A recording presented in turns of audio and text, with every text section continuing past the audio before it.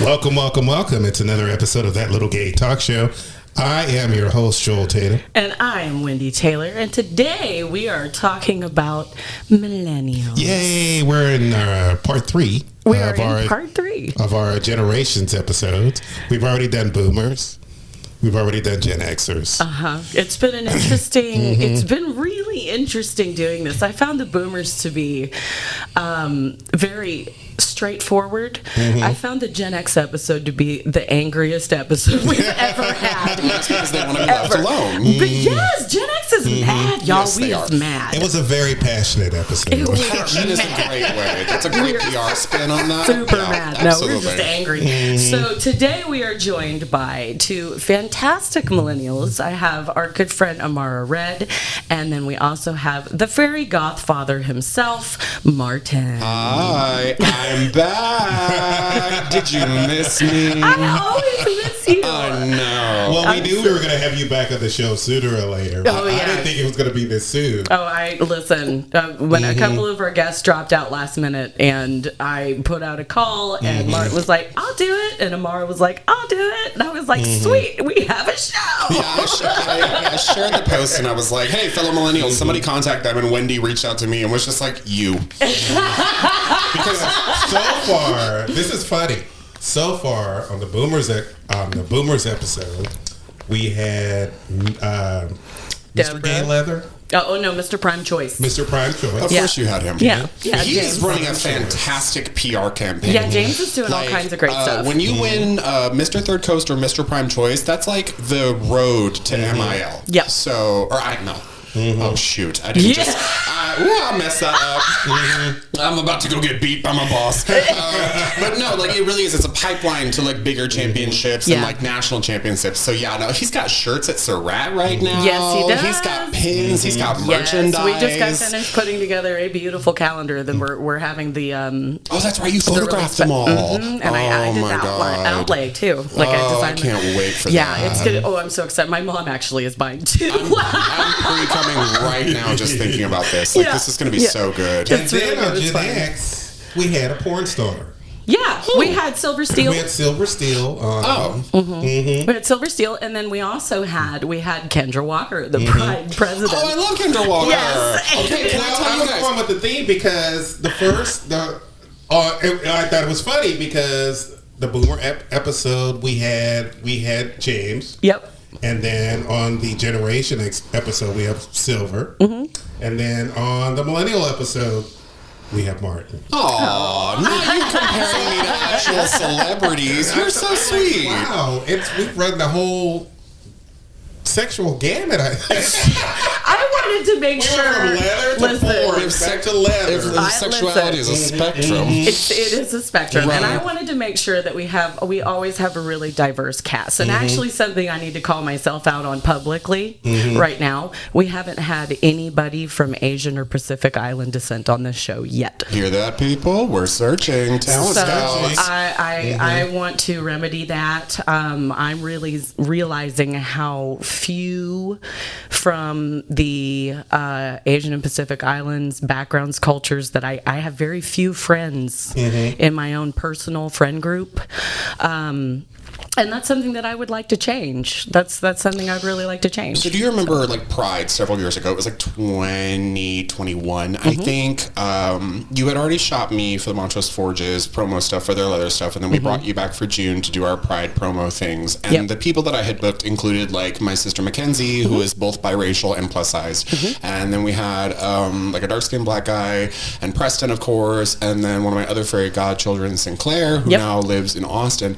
And the two people from Houston that I chose that I wanted to kind of represent a little bit more of the drag scene to be in full drag was Damien, the Lizard King. I love Damien. And then Persephone, not Persephone Von Lips, but and I remember Damien coming to me after the photo shoot, and whenever I was telling him like we were smoking outside, and I was like, by the way, like you were the first person who came to mind whenever I was hunting for a drag king. And he stopped and he was like, I really appreciate you saying that, because both as like a trans man and like as an Asian American and like a drag king, I am not the first person to come to anybody's mind. Oh, yeah. So, like, even though his career has, like, absolutely skyrocketed since then, thank you for your truth and testimony on that, because it's that kind of mindfulness that, like, we as the positions of privilege get to feature and highlight individuals like that in our community. And I really want to feature and highlight all of us. Right. Our community is amazingly diverse, and I love every single bit of it. And I just,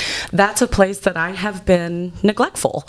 I've been really neglectful there, and so I'm holding myself accountable publicly. We're telling some truths today on that little gay talk show. Holding myself accountable, and it's crazy because like I have friends all over the world. I have friends who live in Malaysia. I'm learning to speak Malaysian, but I don't have very many connections here with my own queer community in that area. I just don't. I have two friends who live in Japan, and they're both white. I have two white friends who live in Japan. That's it. We're my Japanese friends. Do they have dual citizenship or anything? Like, No, they have dual citizenship. No, they have dual citizenship. Okay, so like they're Japanese citizens. Yeah, they're Japanese citizens. And, I mean, I will say, like, but Japanese citizens don't consider them Japanese. No, of course not. So, Amara, I am so happy to have you on the show. You're one of the most fascinating people I've met in the last couple of years. I met you at Pride, actually. I met you at Pride. We were both working the VIP booth as volunteers. Oh, I love that. Yeah. And I was wearing the costume. You were wearing a full costume, bitch. You are so fly. Every time you come in, I'm like... In that heat? She came over to my house. Very long. Oh, okay, yeah. She just came over to my house to hang out. She's wearing a full corset, bitch boots up to her thighs with no heels, the heelless heels, you know, like the ballerina heels. She just shows up fabulous, and I'm like wearing sweatpants, not barely a bra, like barely a bra. But you do really cool stuff. First of all, you work in software as quality control, right? That's correct. Right. And then you also do really cool stuff like 3D printing. Like you're over there fidgeting with one of the gears that you printed right now. Do you want to talk about that? I didn't actually design this. I made it for a presentation I gave. I used to have a 3D printing user group, and I gave a presentation on gears. Oh, cool. So I printed all kinds of weird, different gears, like the one I gave. Yeah. I don't even know how to describe that gear. It's like a hyperbolic gear. Yeah. They're shaped like hyperbolics. They're it's really They're fascinating. shaped like hyperboles. Yeah, I said hyperbolics. Wow. It's a good thing I'm pretty, y'all. I did just bleach my hair. Give me a break. We all have our strengths. We do. We all have our strengths. We are all diverse in this cast. We're not just speaking hyperbole, okay? Women in STEM. Women in STEM. It took me out. Okay. All right. So anyway, you're fairly new to the community here in the Houston area, right? I'm 15 months old. Yeah, 15 months Congratulations. old. Wow, you got big for your age, didn't you? Yeah. I only just learned colors. Tomorrow it's shapes. They grow up so fast. Yeah. That's cool. That's cool. So we wanted to have y'all on basically talking about what it's like growing up as a millennial in this day and age, especially as queer millennials, because our stories are very diverse over the ages. Like boomers, like a lot of them, they didn't come out until after they were married, had kids, that kind of thing. Now, Gen Xers, some of us went down that road. Some of us kind of came out earlier. Millennials? Most of us probably didn't come out until like the 20s, like our 20s. Yeah, because the few times that we saw stories of other gay men, most of them came out in their 20s. Yeah. From 18 to 25. I came out when I was about 24. Yeah, that makes sense, especially whenever like most of your parents would have been the silent generation, like the elder boomers, and then you would have been out of the house by 18. They would have been like, if you're not going to pay bills here, you got to get out. Yep. So, whenever you were 18 to 20 years old, you were on your own. Plus, the legal drinking age was 18. So y'all would have been at bars. You would have been frequenting clubs.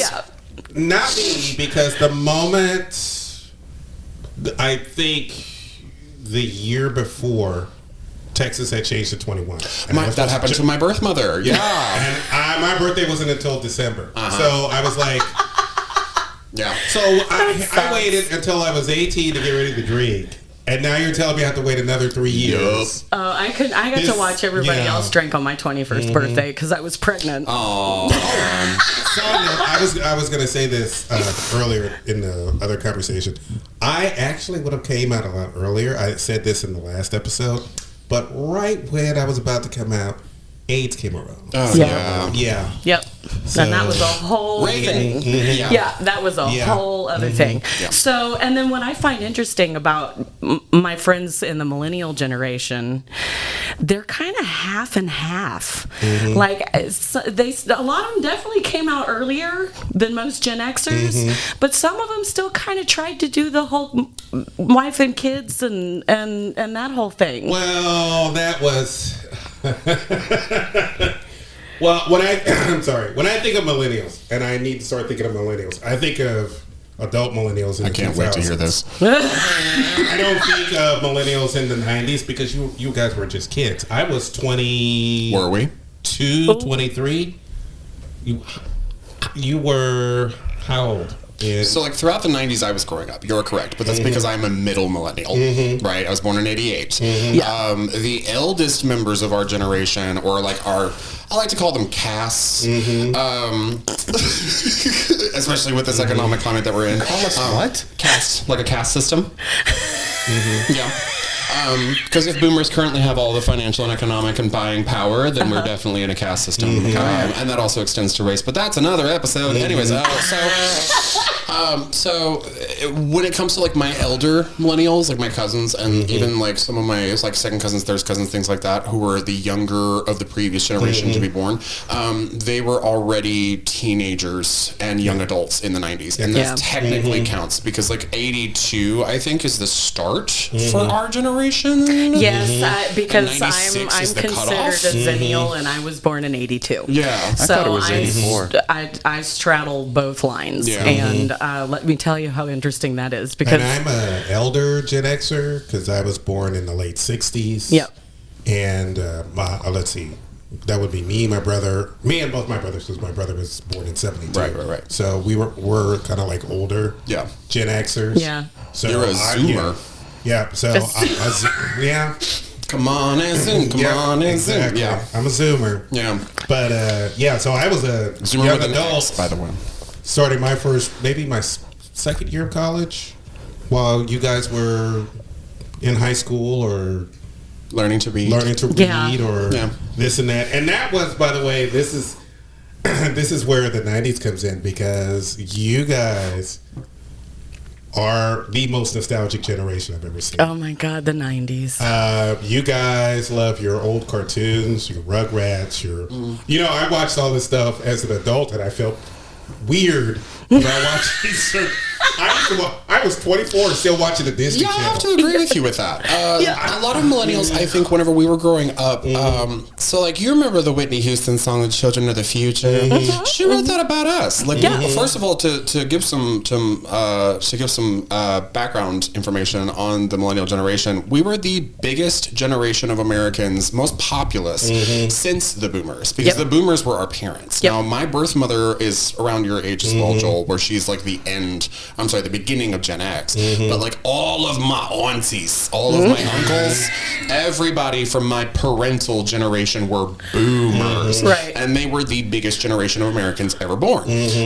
So whenever we suddenly had this mass of children, schools, all of the pop culture was geared at us because money, you know. So one, childhood culture coming of age in the 90s had never been more super saturated. Yeah, that's Colors, true. Cartoons, toys, all of it. Because this is one of the major differences that I ever noticed between boomers, who as children were told to like be seen, not heard. Yeah. Right. Gen X were like, go outside and do not come back until the lights come back on. If you see the street lights on.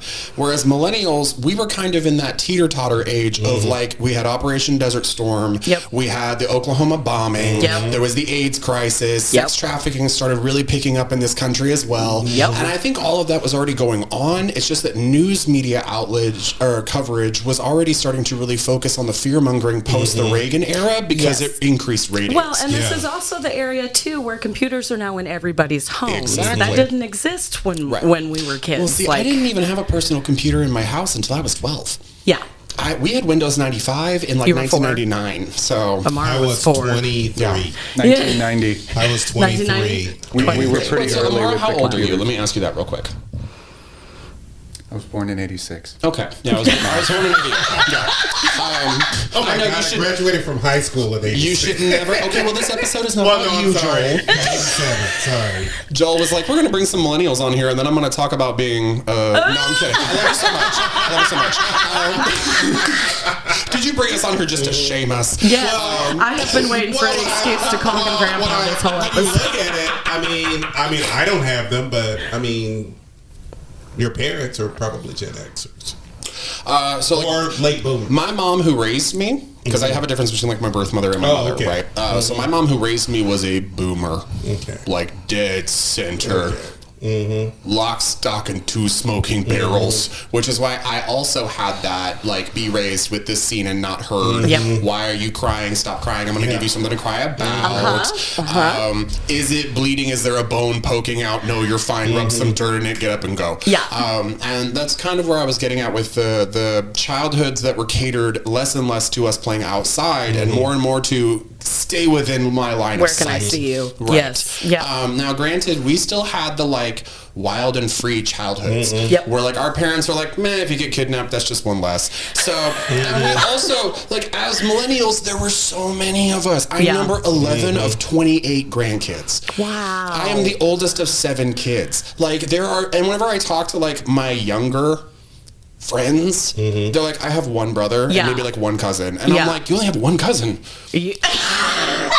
Cousins are the friends you make before you know how to make friends. Yeah. What do you mean you only have one cousin? What if you don't like them? Ooh. Like, I have so many of them, and I'm cool with like 2 of those fuckers. I don't like any of my fucking Your cousins. cousins are the ones you kiss for the first time. Oh, Oh, no, Joel. No. We're not. Am I the only one? Yes. Yes. Yes. Yes. We believe Well, children I guess are the that's- future. I guess that's Teach the us difference well, between Gen let X us and the kiss our millennials. cousins. Yeah. Well, see, this is also, let's talk about that Alabama too. has entered the chat. I was just about to say. When we start discussing millennials here in the South, let's really, because this is where our perspective comes in as Southerners. Because I don't know if you've been here the whole time, but I have. No, Amara's shaking her head no. So, Parents were in the military. I'm from all over. so this part's from Honolulu, and that bit's from. Yeah, I got her to laugh. Okay. So whenever we talk about like what my boomer elders or even like my silent generation grandparents were like as Southerners, and then what my upbringing was like as a child of the 90s and a teenager of the new millennium, right? Yeah. We had the beginning of reality television, but then the boom of reality television. We had MTV basically completely universalizing the California accent. Yep. So now, even whenever I'm talking to you guys, this accent is how I speak. But whenever I go home to visit my family, I'm like, "Hey, y'all, how you doing? Listen, hey, like, shig." Like the it's Southern totally belle different. comes out of me when I talk to my children, because most of the time when I'm speaking, it's like, oh, I sort of a nondescript. TV. Yeah, A TV voice. But then when I talk to my babies, it's like, oh, hey, baby. Hey, shig. Oh, Yeah. honey, Oh, hi, baby. See my sweet. Or if I'm pissed. Yeah. If we're angry, I become very Houstonian when I that's a great way to put slap that. a grill in these teeth and like let's go. Okay. Let's go. Okay. I get. Ooh, it's not cute Yeah. either. It's not. Yeah. And we don't I'm like not, it. I'm not. Well, I've been here long enough that now I tell people I'm pretty much from Houston. That's what I tell people. Yeah, same. But they're like, you don't have the accent. I'm like, but What do we sound like? I don't know what a Houston accent. Houston accent. I don't even know what that is. It's so diverse. I honestly do not know. We're the most diverse. You go to city in the Alabama, United you go to States. Mississippi, Right. You hear the accent. I've had some, like I had a Lyft driver the other day. Whenever she started talking, I was like, "You're from Jackson." And she was like, "How did you know?" And I was like, "Do you hear yourself?" It's written all over your mouth. Right. I don't know if It's you like being able to tell someone from Louisiana. I could tell a Louisiana accent from a northern versus southern Louisiana too. Because if you're from yes. South Louisiana, bro, my birth mother dated a Cajun for a long time, and the first time he ever got mad around me. So this is the best part: is if you ever get them upset, just start doing a Boston accent back at them. Because it's practically the same thing. You just start going at them. They will. What your face right now, where you're laughing behind your hand, Wendy, is exactly what they will start doing. They can't take it seriously because they're like, "How did you do that? Why are you doing our accent back at us?" I'm like, "I'm not. I'm just quoting basically every Boston comedian I've ever listened to." Yeah. No, we had this like coming up until the new millennium. We had this like focus on globalization. I remember this distinctly. Yes. All these Western artists with the advent of the internet and it being in all of our homes. Yes. We had World Wide Web. yeah, Yep. we had East meets West. We had all of these artists, which we now call cultural appropriation. But like with all of these Western artists, were bringing things like fashion and music styles and vocal artists and things like that, makeup styles, all these things. Madonna's Erotica, with the Fever music video where she's wearing the Tibetan dancer outfits. Madonna's Ray of Light album was also big. Sting did what is it, Desert Rose. Oh, yeah. You know, there were a lot of artists that did that. Then, of course, we had like the Latin invasion with Shakira and Jennifer Lopez. Yes! And Christina Aguilera singing in Spanish, which, patui. I love her, do not get me wrong. Yeah, no, but she tried. Oh, well. One of the best vocalists of our time. But like, whenever we came up until... I'm like, sorry, Christina or Jennifer? Christina. Oh, I thought you said Jennifer. I'm like, what? Jennifer Aguilera. No, I thought you said Jennifer Lopez. Oh, no, we don't speak her name. Yeah, no, I don't do Jennifer Lopez. I love Jennifer Y'all Lopez. can hate me for up it. to a certain point. Up to a certain point. Whenever we had the new millennium happen, one, I loved Y2K. We all experienced that together. That was great. Yeah. Gen Z will never know the fear. But as we came into the new millennium, there was this wonderful sense of like, we really are globalizing. Like this may be the first time ever whenever like we're having all these different languages, all this different music, all this different art, all this different fashion. Like this could be the future of the planet. And then 9/11 happened. Yep. And America went so xenophobic, so hatred of foreigners, mostly Middle Easterners, and basically everything from the East. Do you remember where you were? I knew this question was coming. I remember exactly where I was. I was a military wife at the time. We were stationed at Port Hueneme in just outside of LA. I was renting a room in Camarillo, and my mom called and said, "What are you doing right now?" And I said, "I'm sleeping. I was up all night with the gang." And like she said, "Turn on your TV." And I turned on my TV just in time to watch the second plane hit. Gag. And immediately jumped in my car and started heading to the base. And it was really hard to get on base. I bet. They were checking every car very carefully. Gas caps. Yeah, we hadn't instituted the color theory of terrorism yet then. So I'm sure for even as pale as you were, they were like, "Put your hands up." Oh, absolutely. Everything and anything that went in or out of that base was searched to death. And then I get inside and they're talking about cutting tech school early and going ahead and sending everybody to war.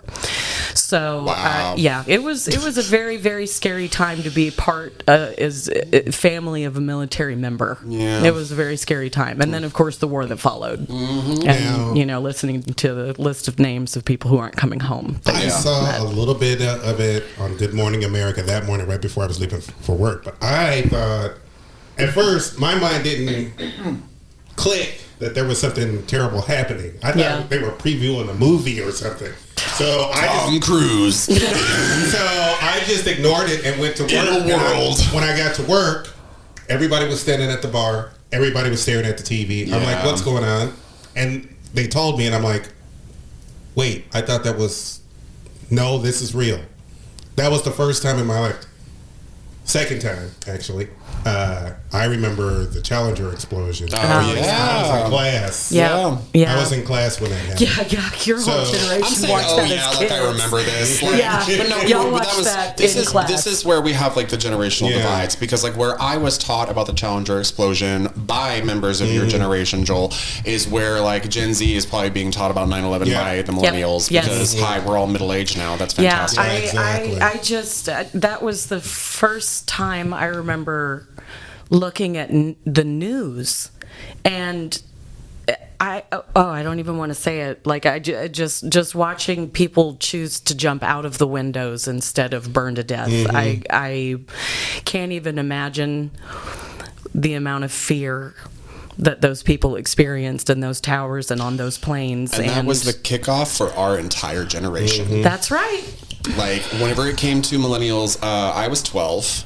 I was in 8th grade, and that was like all of us. And up until that point, we had Amber. Lee daddy, lee daddy, lee daddy, daddy, daddy. Yep. We had house music. Yep. We had Nickelodeon. We had Cartoon Network. We had Yep. the Powerpuff Girls. We had Rugrats, like you mentioned. Yep. We Amazing had advances in super soaker technology. oh my god, Nerf. Nerf, which I was actually never allowed to play with Super Soakers or Nerf because I was raised in a Christian doomsday cult, and war games were not allowed. Oh my god. Yeah, which is why nostalgia is such a big one for us. Anyways, we'll be circling back to that. But no, like, this is, whenever I talk to people about, like, why millennials have, case in point, such a huge piece of nostalgia, it's because in that moment for us as a generation, everything, all of our parents, I remember my aunties having a conversation in the car one time as we are headed to dinner about how they would handle me and a bunch of my boy cousins coming of age and being drafted. And I was like, well, you in this day and age, I feel like you would have to start drafting women as well. I'm like 13, having this conversation with them, and my mom was like, "Well," and like it was this. I mean, you're 12 years old having these conversations with your parents. Yeah. But again, this is stuff that like the older generations had all the time, and this is why, like, as millennials, we were raised in this lovely. You can save the rainforest. Yes. You can go to college and do anything you want. Love Fern You can Gully. save the whales. Oh. Yeah. Hit me one time. Yeah. Hit me twice. Ooh. Fuck, they hate that. Oh, that's rather nice. Yeah, And like the millennial generation is actually the most educated generation in American history. we're also Yep. the most in debt. Yeah. Yep, that's true. Because of that well, education. because y'all Because of were institutions sold like the one that we're lie. sitting Y'all in were right now. sold the lie, and it just like Well, Okay, great point. That's a point. We but- were sold. We were told a promise, yes, and then the terms and conditions changed. Yes. Okay, and this is where I start having a moment where I simultaneously defend my generation and also am like, well, you shouldn't have done that. My own generation, because Pull up your pants. right. Okay, so Get like I'm off not my gonna say lawn. grab yourself by the bootstraps, because I am also fucking poor. Right, Yeah. I'm also strapped by debt. I did not go to college. What I had were a shit ton of people telling me, you are too smart not to go to college. What I was looking at the entire time as this person who was quote unquote too smart not to go to college was APR rates, interest rates, housing rates, all these things. And I was like, this market looks ugly. Explain to me why I'm supposed to get $80,000 in debt for a degree and then step out into one of the most aggressive hiring markets I've ever seen with a bunch of people my age all trying to get hired at the same Yeah. time. It's- because my boomer parents all had to do that as well. Right. Well, since you were raised by boomer parents, for the most part, most of millennials were raised by Gen X parents, and Gen X parents, bro, for the Both most of mine part, were boomers. yeah. 54 and Gen 56. Z actually is It's mostly a lot Gen of X Gen X. parents. Yeah. Yeah. But because our generation now, I found out things that happened in my generation that I did not know. I did not know that credit scores didn't become a thing Until 1980. Yep. 1988. I thought it was 89. It was theorized in 1987, put into tests in 1988, and then put into effect in 89, Yeah. the year after I was motherfucking born. My generation had to deal with credit scores for the First time. By the time, which is funny, because by the time I was 19, 20, My parents had ruined my credit. Yeah, I've heard this from a lot of Gen Xers. My parents because they would sign you guys up for stuff. Yeah, when using your Social Security. Yeah, when their lights would get cut off, one of the kids' names.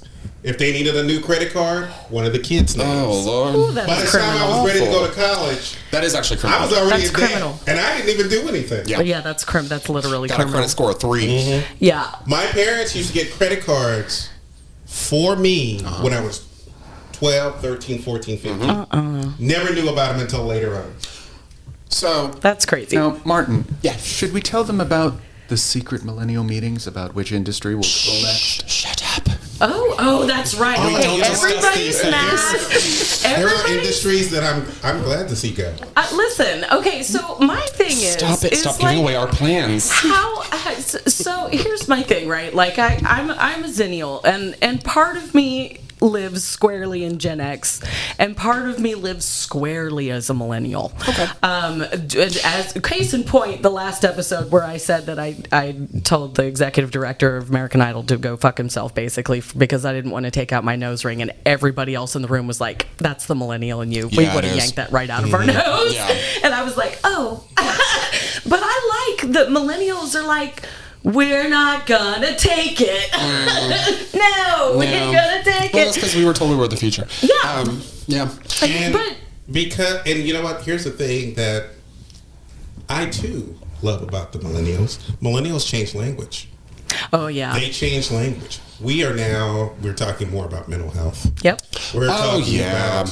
We're talking about intersectionality. I never heard the term. Okay. I think you can blame the internet for that. Well, because no. Open Yeah. discourse. No, I have to agree I will with that. tell I have to agree with someone that. I I've will never say- met on the internet Go to therapy. anything. Like, I'm never going to see this person again. If I tell them my most intimate secrets, doesn't matter.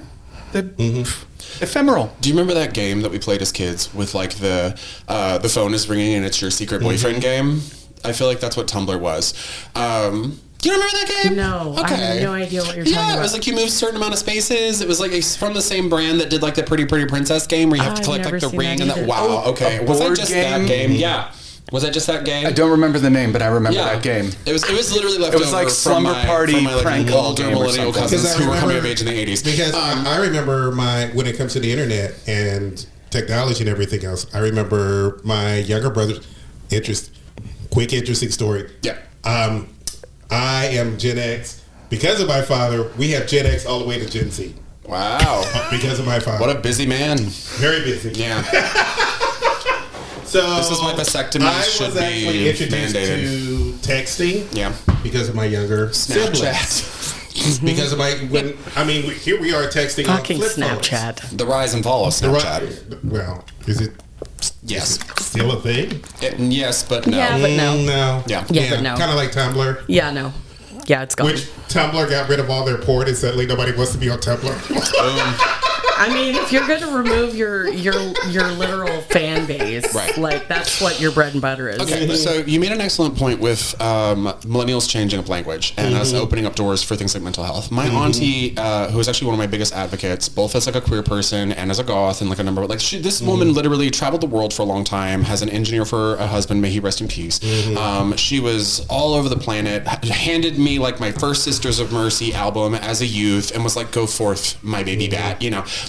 But whenever she sought psychiatric help as a boomer for her depression, it was like, we do not see it, we do not talk about it, this is not openly discussed in the family. Whereas it's something that millennials, we will absolutely be like, girl, you will not believe what my therapist told me today. Yeah. Why is this? Because the incremental notes and levels of being considered a successful adult. This is part of being sold a dream where you are supposed to, at a certain age point, get a college education or something adjacent. You can go into a trade job. Yeah. Then you find a partner, mate, husband, wife, whatever you want. Then you proceed to find a decent home, 1, 2, 3 bedroom, whatever it is, on like a maybe quarter acre, half acre, however much you can get in your state. Then you proceed to have a few children. Then you proceed to have grandchildren. You retire at the age of 65. You cash in your 401k. You start retiring in the Bermudas or whatever it is. None of those things are accessible to us as millennials? Nothing. Nothing. So what we have determined as successful moments of growing up and reaching these levels of adulthood have become things like taking accountability for our actions, being emotionally mature, being mentally mature, learning healthy communication styles.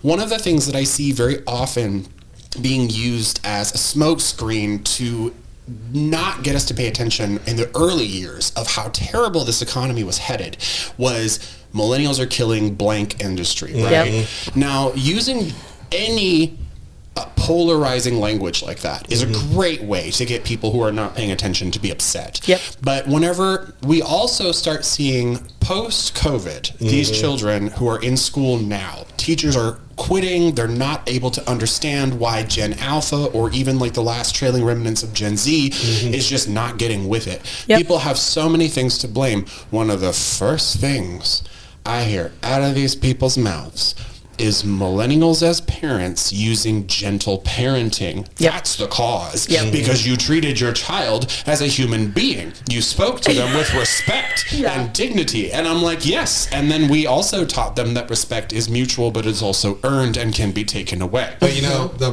You beautiful spared thing the rod. about, How dare you? Yeah. the beautiful thing about these conversations is that when I start to see these conversations in the Black community, we are now having conversations about things that we said, no, you don't talk about that. Yeah. You don't talk about Yeah. that. Yeah. We don't talk about colorism.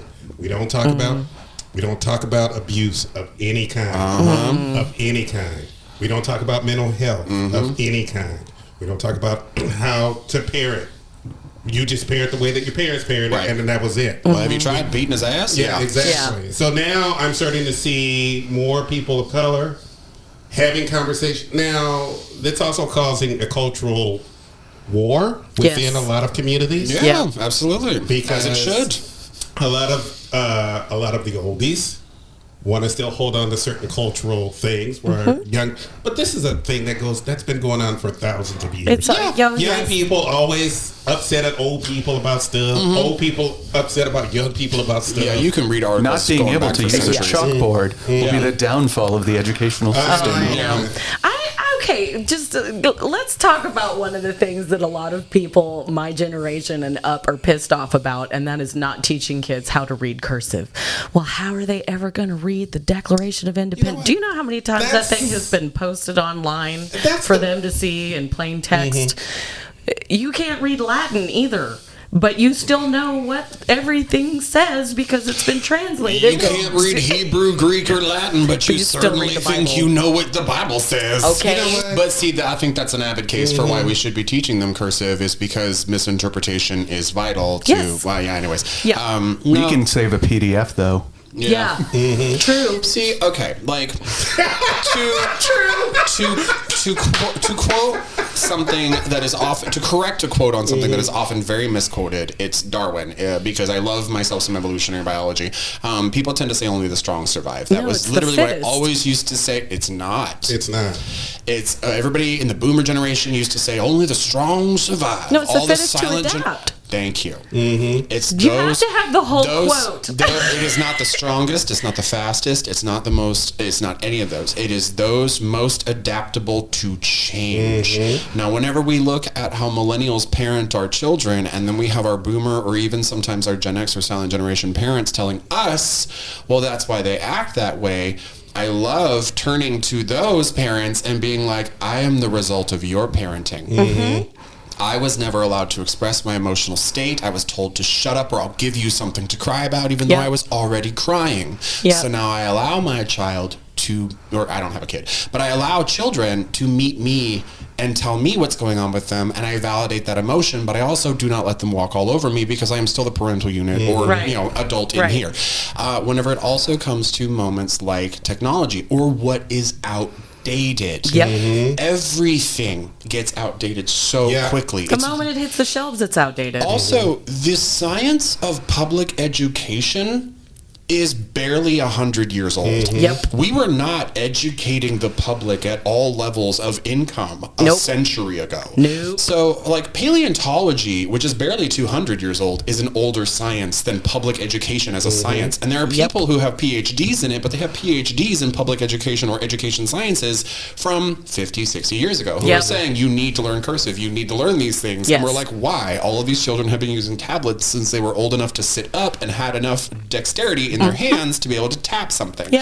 Where do we start rolling the ball towards maintaining this level of adaptability as things change in society? Right. So that's kind of where I find a lot of my friends who are parents struggling consistently to meet their elders' expectations of how they should parent, but also meeting society's expectations of how their children are supposed to act. Right. So anyways, that's all I have to say about that. Well, I would also like to add a PSA, or I'm sorry, a post statement on that one, that I am not a parent and you should not take my parental advice. Well, listen, I am a parent. I'm going to say the same thing. I'm not a parent either. But all my children have 4 legs. Yeah. As someone who has to talk to Gen X a lot and listening to them complain about their kids, about how soft they are and this and that and blah, blah, blah, blah, blah.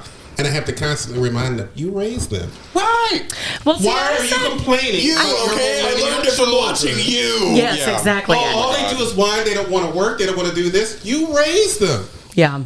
You were the ones who raised them. See, That's I don't why see that. Again, I don't see them not wanting to work. What I do see is them not wanting to work for nothing. Nothing. What I see is an economy that doesn't have any fucking work. There's that too. I have way too many friends of all age groups. From because I don't make friends with fucking children. That's weird. But I do make friends with adults who have degrees or otherwise. And all of them have been looking for work for at least 6 months to a year. My teenagers can't even get a job because they're now competing with adults for the regular jobs that teenagers used to get, like flipping burgers or working in the back washing dishes. Well, and there's also so many fewer of those, even like checkout at grocery. Oh my God, I loved my auntie for this. Another boomer moment that I was raised by. She's an Aries. She's an absolute cunt, but she's one of my favorite people on the planet.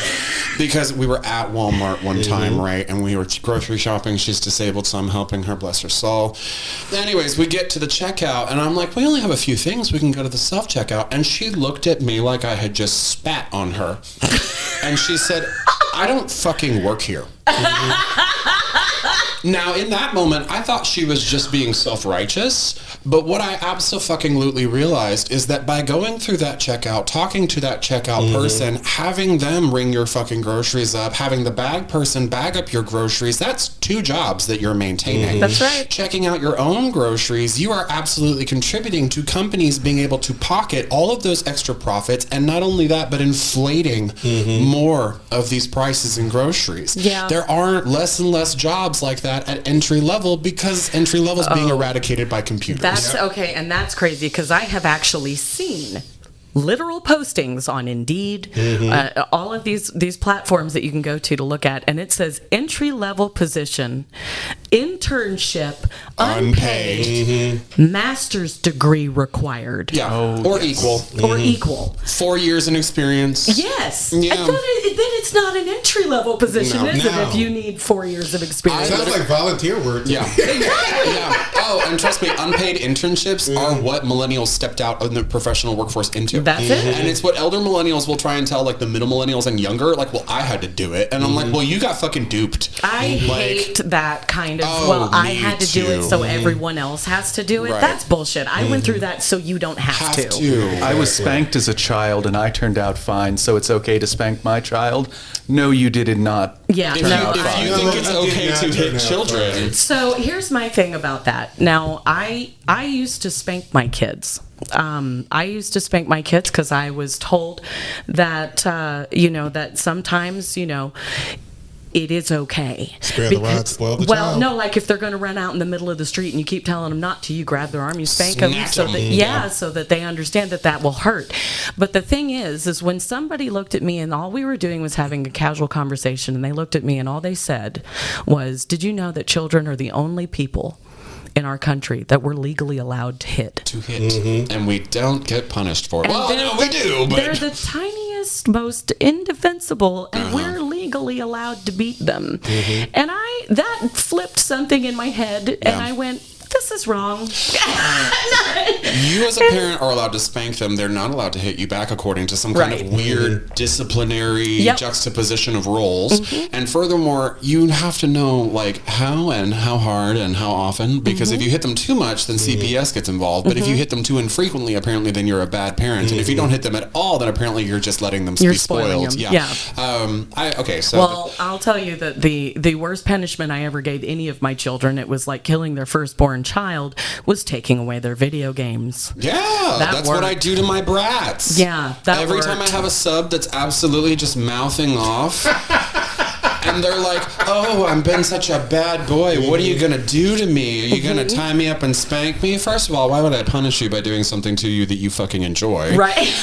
I'm taking away what your I Xbox. do, yes, I take away all their controllers, the connector cords, and all of the, like, I will put a little moratorium on their login, because they used to be able to take away, like, their discs and cartridges, but that doesn't work anymore. No, it's all online.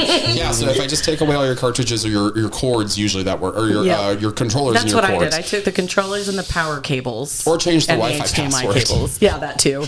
Yeah. Which I've done to my boomer aunties, just as like you better watch it. Oh, see, this is another, the growing up of millennials, right? We were infantilized for a very long time. Yes. Because of our obsession with nostalgia and toys and things like that. Yep. And because, like, economy, we can't fucking have children for the most part. Unless you were the older ones, of course, like yourself, Wendy, not to say that you're older, but, just... No, I am. Well, I mean, we're I'm now dusty. kind of detrimental to pop culture and certain. It is. But so we're one of the biggest consumers, we're like, what is it? One of the biggest consumers of toys and things like that, because we love them so much, and also because, like, we didn't really get to have a lot of them as kids. But one of the things that I tend to see is that whenever we have, oh my god, I lost my thought. Okay, while you're thinking about it, I want to talk about Amara. Okay, so one of the things that I've asked all of our guests so far is, it's a really important question. Are you ready? You have to think very hard. Who were your teenage heartthrobs?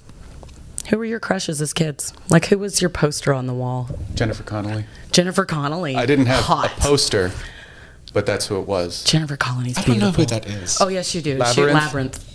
Oh, okay, yeah. Yeah. Okay. Yeah. And it was from that movie. She was in another teen movie where she was more highly sexualized, but I hadn't seen that. Yeah. Just Labyrinth. Yeah. The long hair. I love Jennifer Connelly. And the poet shirt with the embroidered vest. And like the Levi's The scene in the ballroom. Yeah. Yeah. It's such a sad love.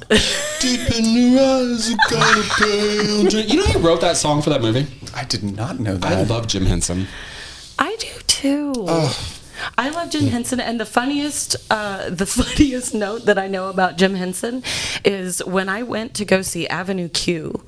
Bitch. When I went to see Avenue Q in the playbill, there is like a little blurb on there that says Jim Henson Productions wants you to know that he has nothing to do with this production.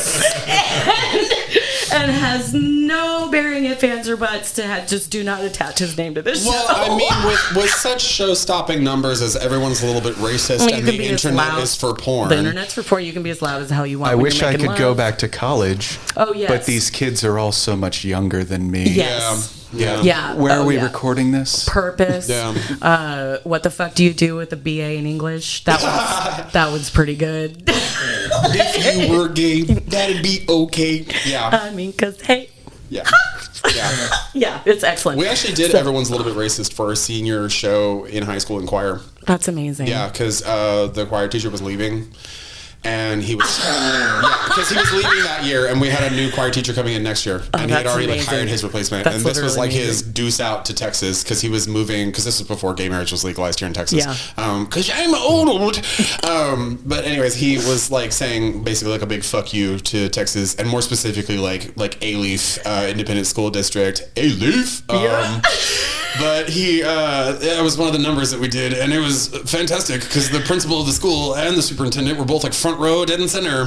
Oh my god, they didn't know what to do. Juicy. Oh, that's fantastic. Oh, it was fantastic. Oh god, that must have felt this great. Is the first time I've ever been left out of the loop because I don't know what Avenue Q Oh, go home and YouTube it, girl. It is so funny. It's Muppets on crack. So Avenue Q is like Sesame Street, X-rated. Yeah.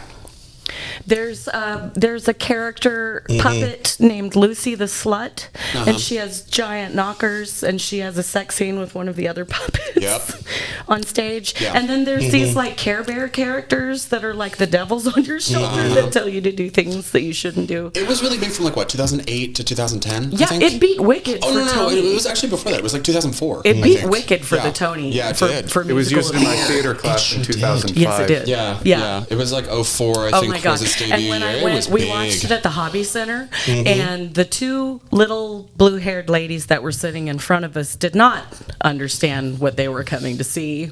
As a blue-haired lady, how did you feel about that? My mom was there with me actually, and we were both laughing our asses off, singing every word to every Absolutely. song. Guffaw. And the women in front of us were like clutching their pearls the whole time. It was very. When I remember during intermission, they got up and was like, "Well, I thought this was a puppet show." Like a Punch and Judy, like Shadow Theater. I thought this was Mum and Sean's. Oh my god, that was so fun. It was so fun. And Trekkie Monster jacking off. It's Internet is for Horrific. it's the No, funniest thing delightful. you'll ever listen to in your life. I will say, like, this is another point about being a millennial, is there was that, like, zeitgeist before the time that we're in now, whenever a lot of the language of that musical, we talked about this about 4 months ago when I was on this podcast last time, of the things that don't translate well. Yes. And the things that don't age well. Yes. Yeah, there's a lot of the numbers on that show that, like, if I were to watch them today, I'd be, like, cringing in front of certain age groups. The more because you I'd be rev someone. oh, no.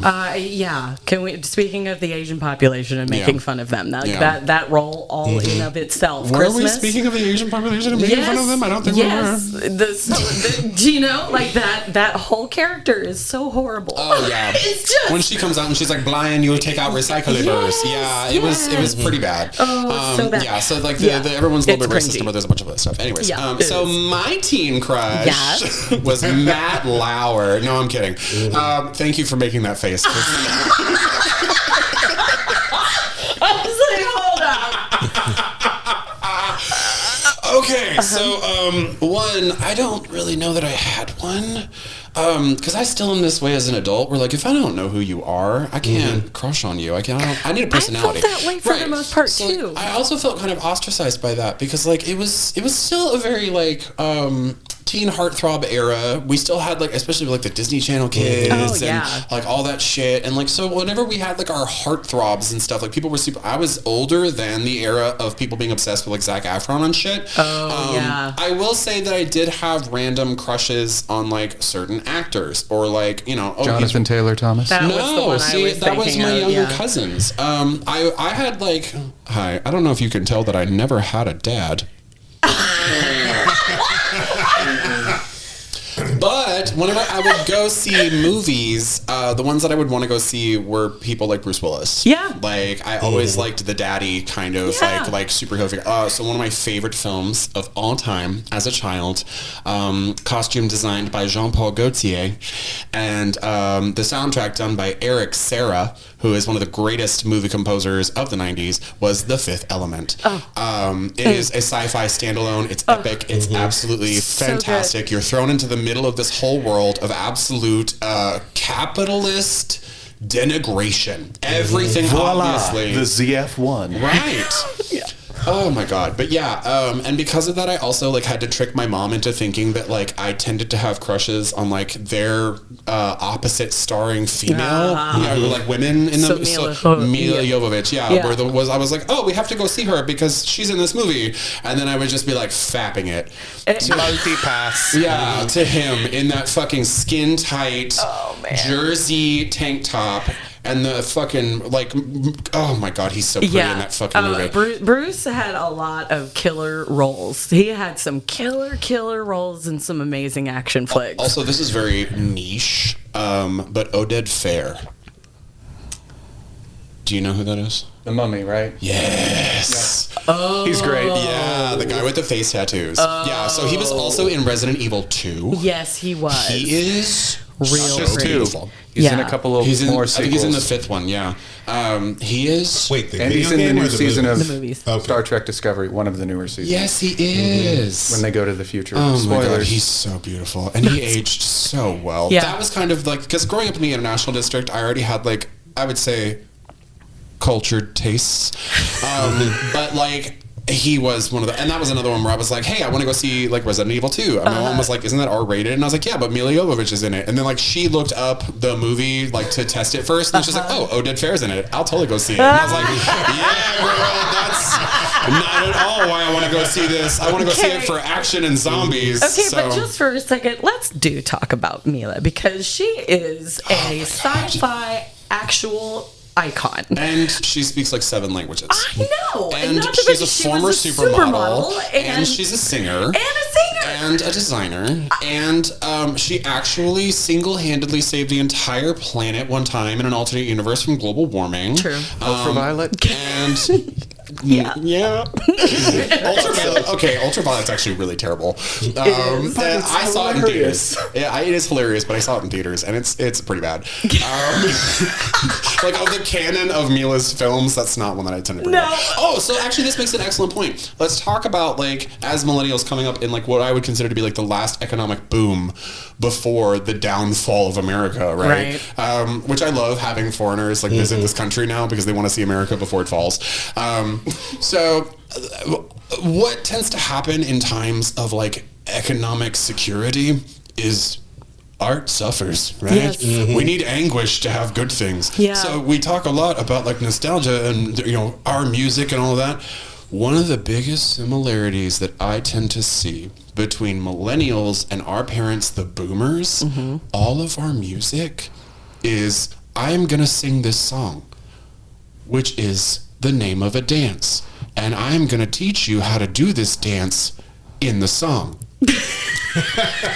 Let me explain. I remember doing the time warp. Yeah. Well, that was yeah, kind of. But like what I mean is like as millennials, we had like the Walk It Out. Yeah. We had the South Side. Yep. We had the A-Town Stomp. Cupid we had Shuffle. all these the Cupid Shuffle, girl. We had all these fantastic top tier club hits. I don't need you to get poetic, okay? Lauryn Hill, that was Gen X. We don't get to claim her. Yeah. But what did the boomers have? The mashed potato. Yep. Twist and shout. The twist and shout.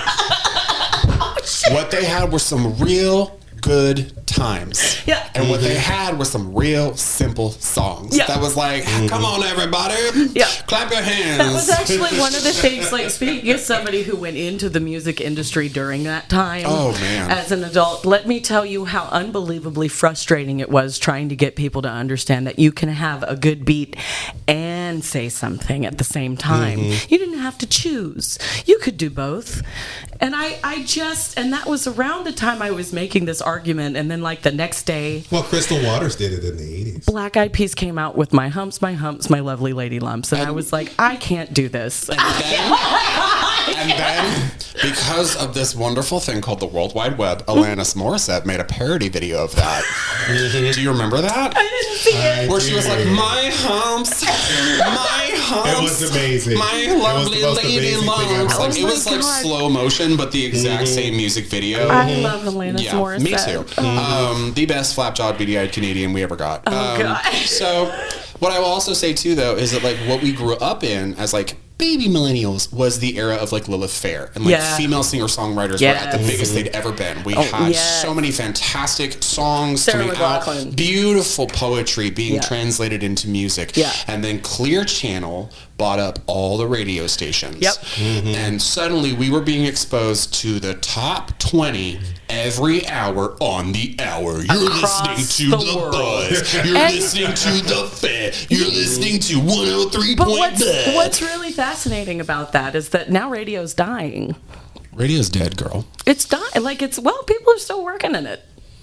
People are still working in it. People are still listening to AM radio is still going. There's so many talk shows on AM radio. It's ridiculous. Okay, they're far right, but there's so many talk shows. Right. But you know what's fun about that? They are far right. Especially in a city like Houston, what this has made fun is that like I've always loved Bollywood films. I love Desi music. I love Hindi music, and like growing up, especially like I said on the Southwest side, there's a lot of Indian people there. So like what the death of a lot of radio stations here in the FM here in Houston means is that we now have not only like one like we did back in the day on the AM. We have like 3 Desi and Bollywood FM stations. That's fantastic. And anytime I'm driving somebody's car and I can't figure out, because I'm old, I can't figure out their fucking like Bluetooth connect or some shit, I'm just gonna put it to one of those stations and to like my way through the fucking drive because I love music. Anyways, no, like it was kind of this like we had all these beautiful poetic moments. Like I remember being like 5 years old, listening to like Laura Cole and shoot, what's her name? You got a fast car. Oh shoot, Tracy Chapman. I remember like bawling my eyes out to people like Sarah McLachlan, like you mentioned, like all of these wonderful. Paula Cole was her name actually. Oh yes, Paula Cole. Where the cowboys go? Yeah, great, fantastic. Like all these wonderful fucking artists that came from that era. Basically, as I like to call them, the daughters of.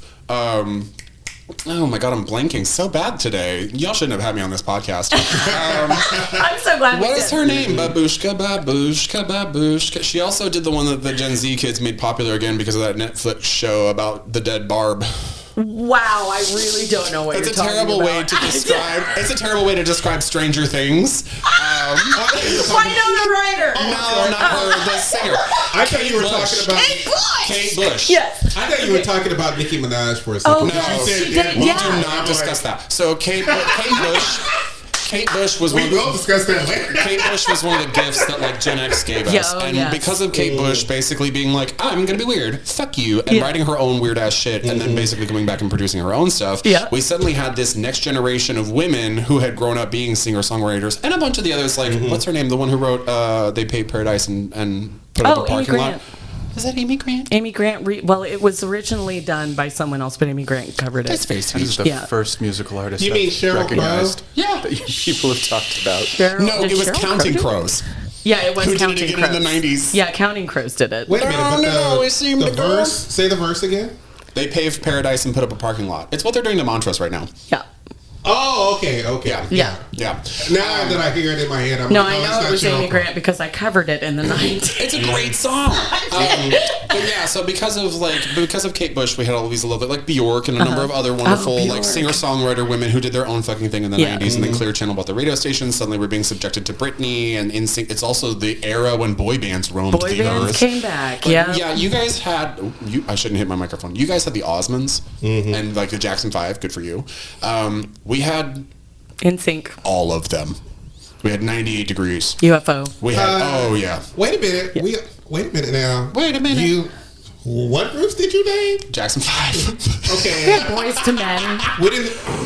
We had Boys to Men. Boys to Men was fantastic. I know. We had New Edition. Oh yeah. We had New Edition. Okay. We had is it the Backstreet Boys? Who was the big boy band from the 80s? Was it the Backstreet Boys? No, Backstreet Boys were in the 90s. New Kids on the Block. New Kids on the Block. Yeah. New Kids on the Block. And Menudo. Oh my god, Menudo. Was huge in Central America, South America. I'm having hot flashes. I remember Menudo. So we had the boy bands in the 80s. Oh yeah.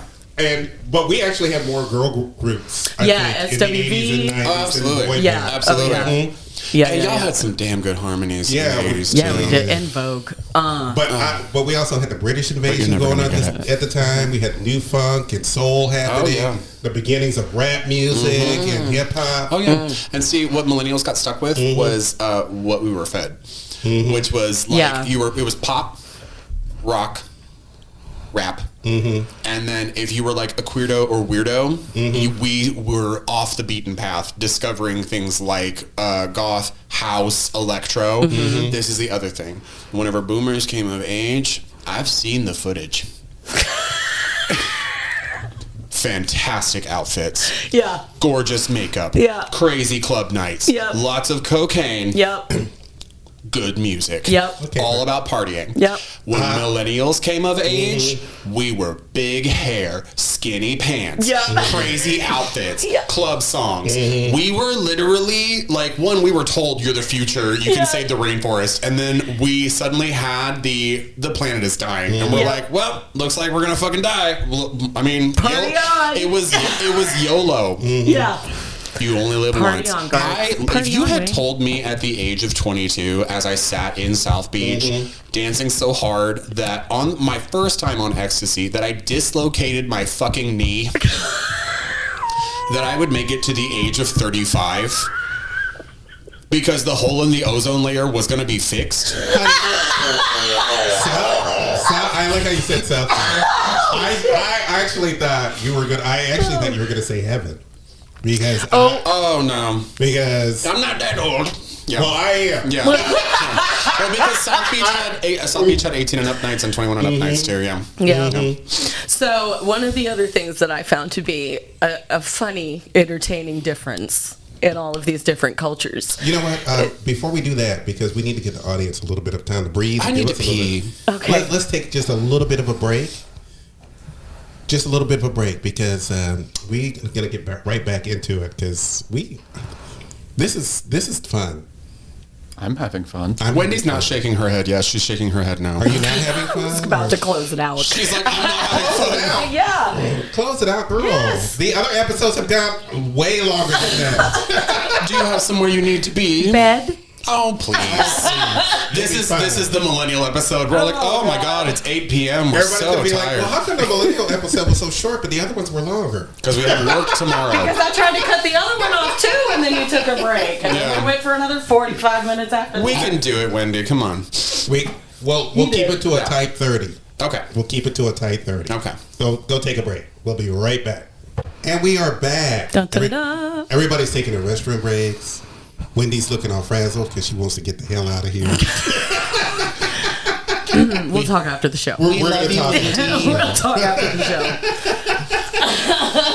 So let's get back into it. Now, I wanted to bring up a subject that I think millennials. I really wanted to talk to millennials about, and it's nostalgia and gatekeeping, because I feel like millennials have an issue with anybody touching anything from their childhood or trying to modify it or trying to. I feel like y'all get I'm upset not a one little of those too much. millennials, but I kind of understand. When I look at certain fandoms, when I look. Oh, you're talking about like Marvel movies? They're mad because they didn't follow not it. just Marvel. Star Wars, Marvel, yeah, Star music, Wars. especially. Star Wars fans, what is y'all's deal? I love Star Wars, but what is y'all's deal? Let's really ask that question, because if you like something, why do you spend so much of your time talking about how bad it was? You know what it reminds me of? Insults. Yeah. Oh, How you come I don't can't say. get laid? I want to fuck a woman so bad, but everything you do says that you hate women. That's what being like. That's what y'all Star Wars fans sound like. It's like. It's okay. So when it comes to the nostalgia factor and gatekeeping, right? I absolutely know what you're talking about, because there is a childlike wonder that brands try to encapsulate whenever they create these things. They try and transport you back to that time period. I remember where it all began. So they re-released episodes, just from a Star Wars nerd perspective, because I am a huge nerd. Star Trek, Star Wars, Lord of the Rings. I love all of them, right?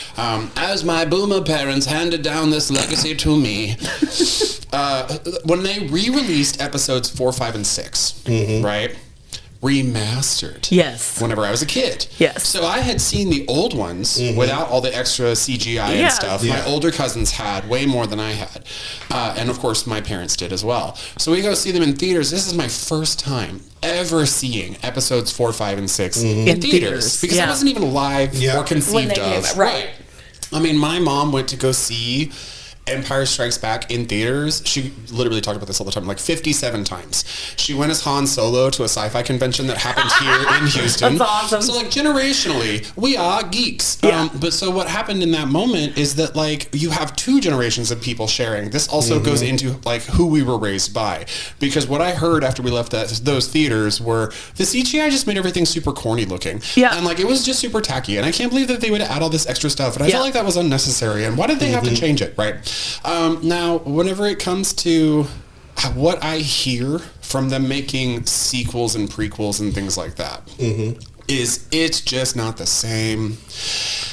Or like from making rebranding movies or TV shows or brands of clothing or anything like that. And I have this kind of whimsical ennui as a millennial, where I pull aside my fellow millennials and I go, of course it's not the same. You're not 6 years old anymore. Exactly.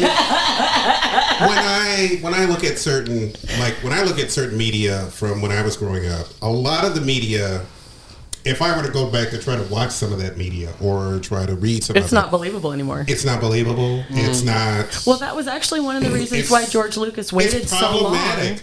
Yeah. For my generation, a lot of my stuff now is problematic. Yeah. Everything is problematic. I can't even go back and watch an old episode of The Cosby Show. Not real. Yeah. Knowing in my head what I know. Well, Luke kissing his sister is still kind of problematic. But what I mean is really that like there's this kind of growing up that's happening with us in real time as well. And this is something that Gen X, Boomers, Silent Generation, everybody else like that did individually or in their own little clusters of friends. That millennials do. The audience, you can't see what I'm holding up right now, but we have done it right On here your phone. on our phones, Yeah. on social media, all this stuff. So we get to share our experiences about these things. For the first time in human history, every single fucking person has a voice in the Greek chorus of this tragedy called Earth. And we all get to share what we think. And I think one of the things that really put a damper on was not everybody has something interesting to say.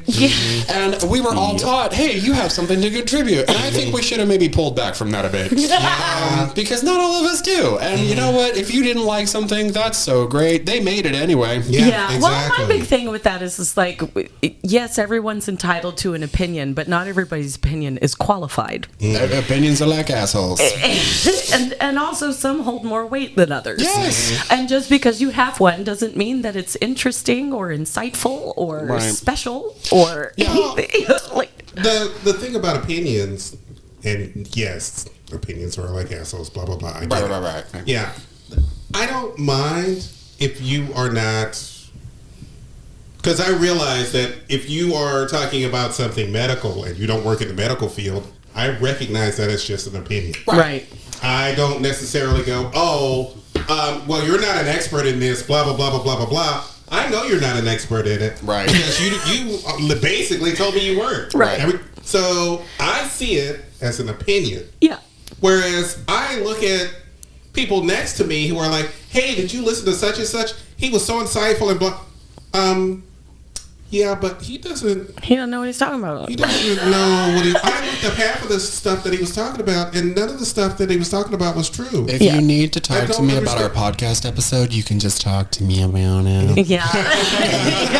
I'm kidding. Yeah. No, so this is also the other thing too, is that like whenever you are a small being, a small child, your threshold for like endorphin rushes, adrenaline, all this stuff is so big. Yeah, right? it's high. So whenever we go see these movies or we experience this music or anything like that, we also have like developing brains. And when that caps off, we don't experience new music, new cinema, new things like that with the same kind of intensities of these hormonal rushes, these chemical rushes that happen in our brain. So of course music is not going to hit us the same as it did back then. Of course when bands reunite, it's not going to hit us the same way. But also, the more you learn, the less you're surprised. Yeah. So, I mean, there's almost, everybody says there's nothing new under the sun. And it's true. Everything's reused or inspired by or something. God. Like Well, we've learned how to reinvent the wheel so many times it's ridiculous. Right. Okay, so I'm going to use that and tie it back into fucking Star Wars. Okay. Listen carefully to me, dear listener. Star Wars was not original. Okay? It's literally Hidden Fortress. It's literally just the hero epic. Yeah. It is the same exposition, rising action, climax, falling action, and resolution as every other fucking young hero story ever written in Western storytelling, going back for millennia. And when I say millennia, I mean thousands of years. Yes. We're talking Greek storytelling, Minoan storytelling. The Cretes told stories like this. Young man from nowhere meets old guy who is his like elder and can teach him things. Young man finds out he's special somehow. Gets some kind of magical weapon. Gets old guy dies. Old man, young dude has like an enemy that he has to kill. Meets a ragtag team of people to help him do it. Young guy eventually kills him. It's not the story, it's how you tell it, right? Exactly. Like, oh wait, no, doesn't that sound like Harry Potter? Yes, it fucking does, because it's the same damn story thing. That's why, like, whenever Moulin Rouge came out, we used it as comparison in our English literature classes for Romeo and Juliet, because it's the star-crossed lovers storytelling. It's like, this is why I get so upset, because they're like, there's nothing new out. I'm like, duh. We're not very imaginative as a species. We're not. We have human lived experiences which are universal. Yes. That is one of the most beautiful things about us, and it's one of the most unifying factors. But for some reason, empathy is very difficult for us to understand. So whenever it comes to stories being told in the same format but with different paths, because the beginning and the destination is always the same. But how the journey happens is what makes the story interesting. Right. So like even like the plot lines of movies like Alien or any of the slasher franchises becoming so like so campy and predictable, all of these things are what they are for a reason. Now Scream is an excellent example of this. Millennials don't love Scream. Gen Z loves Scream. I have a partner. He's my puppy and my partner, and he is like 26, about to be 27. He fucking loves Scream. Because that's what they think retro horror movies are, is stuff from the mid-90s, which, you know, just reminds me of how old I am.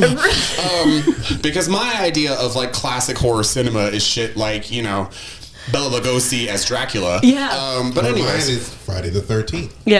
Another classic. Michael, all of these plot lines are predictable as hell. And even in the new Scream franchise movies, they start playing off of this.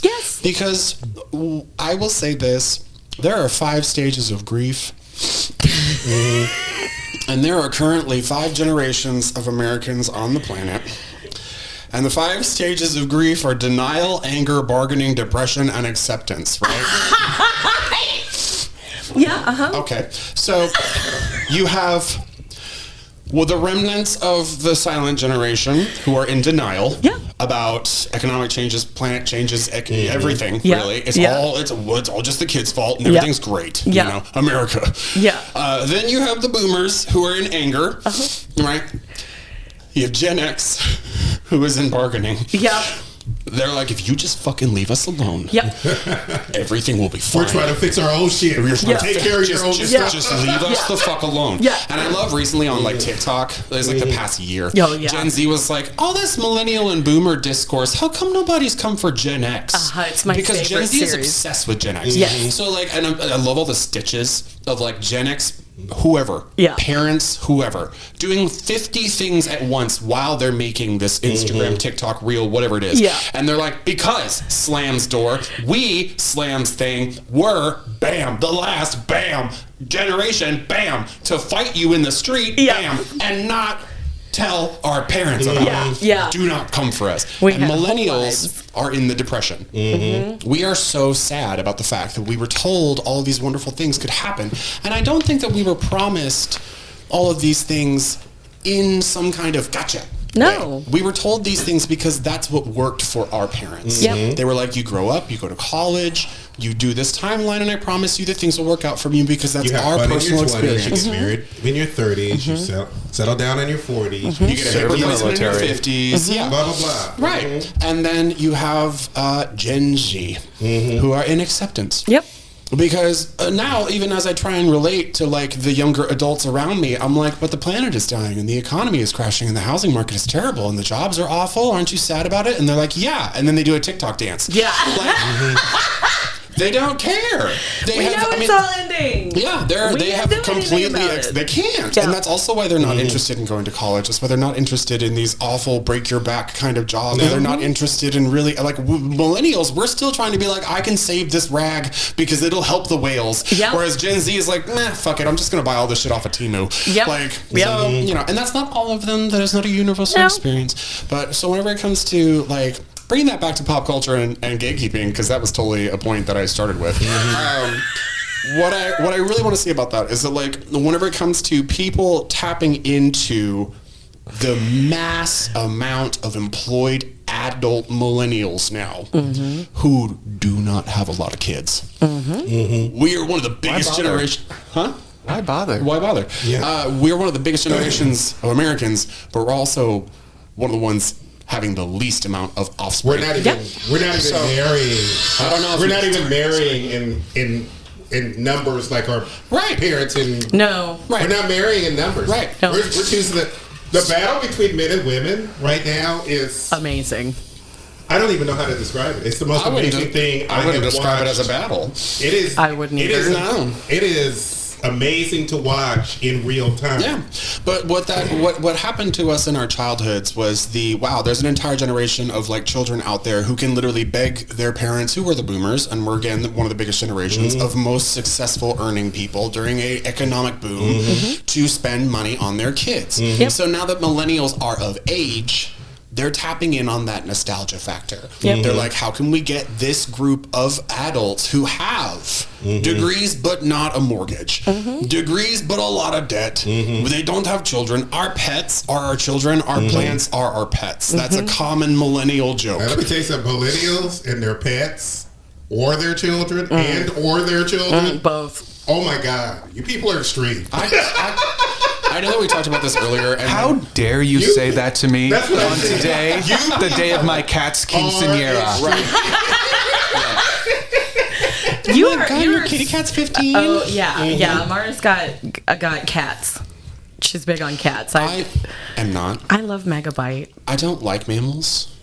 I don't do fur. Oh, I know. You're like really into plants and bugs. Right, thank you. And like I had a pet cockroach for a long time. His name was Fester. Yeah. So like Madagascar hissing cockroaches, Gronfodorina portentosa only lived to be like 3 or 5 years old max. So Fester left this wonderful corporeal realm last year. It's okay. I had him taxidermied. Oh, good. Yeah. By actually a wonderful U of H student here at this lovely campus. Anyways, fantastic. They were one of my I'm going to call them a protege, like a protege, you know, from when I worked at HMNS. But yeah, no, my partner has a cat, and I don't do mammals. I don't want pets. I have plants, and cats and plants don't mix.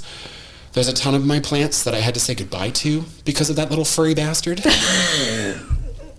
Who is, of course, now that I have moved in with my partner like 2+ years ago, he is like, well, you're going to be my new best friend. And I'm like, of course, because you need to survive. And that is who you should be sucking up to, is the person who wakes up first and who will absolutely listen to your meows and feed your food bowl so that you leave me and my goddamn plants alone. There you go. Yeah. And I'm going to be honest, I'm not a big fan of animals either. I live in a menagerie. I'm not a dog person. We grew up with dogs, never liked dogs. Right. If my allergies weren't so severe, I probably would own a cat. Probably. Because I actually kind of like cats. Are you allergic to pussy? They kind of like you too. But and I'm Wendy, not... Megabyte told me he likes you. I love and Megabyte. 60% of the time, he never bites anyone. I know. It's I'm the 40%. That 40%, it's a megabyte. I'm the 40%. Yeah. So, and on top of that, I will have hives all over my body. Nose would be... Get a lizard. No, I know. I'm afraid of them. Oh, really? I'm afraid of reptiles. I don't like dogs. Like I said, cats are okay. And but fish are hard. And fish are very hard. Fish are fucking hard. Oh my God. I had the most amazing 90-gallon saltwater reef tank that I cultivated for over 2.5 years. People would come to my house and look at it and go, this is prettier than what you see at the Houston Aquarium. And I said, thank you. I worked really hard on it. And then one time I went on vacation and paid someone, a professional, to take care of it. And I came back and my whole tank was dead. Yeah. My ex-roommate had the same kind of 90-gallon saltwater tank. Beautiful. Yeah. But he had one fish that would always jump out of the tank every time. Yeah. And it jumped out of the tank. I was eating dinner because it was right behind me. The tank was literally right behind the dining room table. We're sitting around eating dinner. Fish flies out, hits me on the head. I scream because I'm terrified. Was it a cichlid? No, it was one of those. It's like these giant, flat-looking fish. Oh, yeah. In this case, it was orange and white. It was okay. It was beautiful. He had another one that was black. You know, goldfish get pretty big. Yeah. So it was pretty big, and it would just jump. It just jumped right out. That's crazy. On my head, on the floor. I'm screaming. My roommate's freaking out. I did have an aggressive fish tank once, and what's cool about a lot of them is that, I think I had a lionfish, I had a pufferfish, I had an angelfish, I had a tang. I think I had some, but as long as you don't have pufferfish dangerous though. Pufferfish are extremely territorial. They will eat another pufferfish. No, I mean, aren't they poisonous? Oh yeah. Well, if you, they can be. If you chew on them, they can release a toxin. But fun fact for everybody listening: venomous is if it bites you, you'll die. But poisonous is if you bite it, you'll die. Yes. Yeah. But if you both bite each other and nobody dies, that's just kinky. With consent. With consent. Yeah. Yeah. Because that's big on this show. We do talk about millennials. consent. Yeah. Who's got them? Who wants them? Who needs them? Who needs them? So what's really funny is when I put out the word that I was doing this show, and I asked specifically for boomers at first and Gen Xers, and I think I had 3 boomers, 4 Gen Xers, 50 millennials, and 3 Gen Zs. And you and I made it. You and I made it, Amara. You did. Yeah. May the odds be ever in your favor. Yes, this is the Millennial Hunger Games. If there were more mics at this table, there would probably be 10 millennials here. There would be. I would have had every single one of y'all in here to tell your story. There would have been 10 millennials, and I would have given up. I would have been like, Wendy, you run this. I was fixing to say, I don't think you would have been able to get a word in edgewise. No. Yeah. So, okay, one of the questions I wanted to ask before we went on break was one of the things that I've noticed is a big difference among a lot of the different generations is what the rules of the telephone were in your house. What was the telephone situation in your house growing up? You mean like for us to use it? Yeah. What was it like? Did you have a cord on it, or was it cordless? Our telephones were always cordless. Oh, see, that's different. We were very advanced. And this was a thing I noticed because my friends did not have this. We had cable internet. As soon as we got internet, it was cable internet. Oh, nice. But my best friend growing up, if you wanted to play StarCraft, you had to call him. And they had only one phone, and it was corded, so like a 20-foot-long cord. So you had to call him and be like, "Hey, let's go play StarCraft or whatever the game was." Yeah. And then he'd be like, "Okay, I'll see you online." Hang up, and then he'd have to go and dial in. And oh man, I remember that sound. Dial up internet. Bing, bang, bang, Yeah. bang, bang. When I lived with 4 roommates, and we all had computers. And we all had 4 separate phone lines. Oh my gosh. Because we were always on our computer. And I was usually playing games. I was always a computer gamer. I've been a computer gamer for 40 years now. Yeah. I do have consoles, but I really do prefer playing games on the computer. Yeah. keyboard and mouse. And can't beat a keyboard and mouse. You know what? I honestly don't use a keyboard and mouse. I just buy a controller. I'm sorry. There are certain games though that you do need a keyboard and mouse for, and I will still play those games. Yeah. I play a lot of puzzle games, and I play some adventure games here and there, but or some RPGs. Definitely keyboard and mouse. But there are other games, action adventure games. No, I gotta have a controller. Fighting games, I need to have a controller. I just can't do it with a keyboard and mouse. In my home, being raised as one of Jehovah's Witnesses. I'm sorry. I bet you didn't know that about me. I'm sorry for laughing. I know. I used to be, like I said, I was raised in a Christian doomsday No wonder cult. you're so into leather. Exactly. Yeah. You were so repressed. I was very repressed. Yeah. Do you know how much hard work it takes to go from like fully like tweed suits going door to door preaching the good news of Jesus Christ, at least in their interpretation of To it. fitting people for cock To rings? fucking fitting people for cock rings. Yeah. To tying people up and doing edging and ball torture. Like there's a lot of self-work that you have to do there. Yeah. So anyways, in my home, my humble abode. Yeah. So we had a landline, of course, and Yeah. it was corded, unfortunately, because I had a single working parent and she was a structural designer. And one of my favorite things about that is that, like, one is like a latchkey kid who was also a home a lot alone. For a long time, it was just yakety yak on the phone. And then we hit puberty. And like a lot of the women in my family have rather like huskier voices, and I don't know if you guys ever experienced this whenever you went through the transition of puberty and you started sounding more like your parents, and then your friends would Yes. answer the phone, Yes. and your friends would call, your parents would answer the phone, and they would give the fucking game away to your goddamn parents. I remember at the time my dad called and started just talking to me about stuff, and I'm like, "What are you talking about?" And he goes, "Who is this?" Right. I was like, "It's Wendy," and they're like, "I thought this was your mother." Right. I was like, "Let Yeah. me hand you the phone." The turnaround My on relatives that. did that. Yeah. Turn They would around just is start fair talking to play me. because my aunties would call to gossip with their sister. And I'd be like, hello, and say last name, residence, because this is also phone etiquette. Yes. Right? Oh, yeah. Yeah. Oh, I'd be yes. like, hi. Not before 9 a.m., not after 9 p.m. Yeah, I still like, Hi. do not call me after 8. Right. Hi, Don't. last name, residence, so-and-so speaking, who may I ask is calling, was a very common thing because we Yeah. didn't have caller ID. Yep.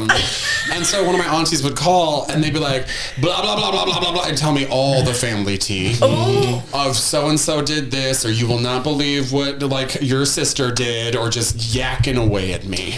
And then they would suddenly realize me just being like, as I'm like 11 years old, filing my nails on the couch, being like, girl, I cannot believe it, but go on. And they'd be like, wait a minute.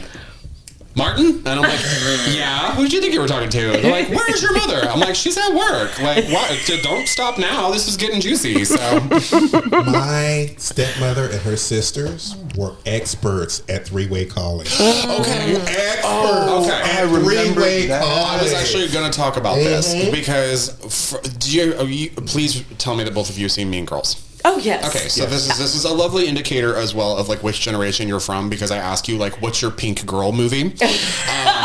Because like, was it 16 Candles? Was it Heathers? Was it For me, it was Jawbreaker? Clueless. Yeah. Clueless, Or that did was you? it for me, Mean too. Girls was the Yeah. millennial pink girl movie, and Yeah. so like the three-way call attack that happens in that fucking film. If you did not get three-way call attacked in high school, were you even popular? Yeah, exactly. Oh, it Because- started in middle school for us. See, okay, Yeah. so I was literally in 10th grade. I had stopped talking to one of my friends because it is so hard trying to communicate with her because she just doesn't listen.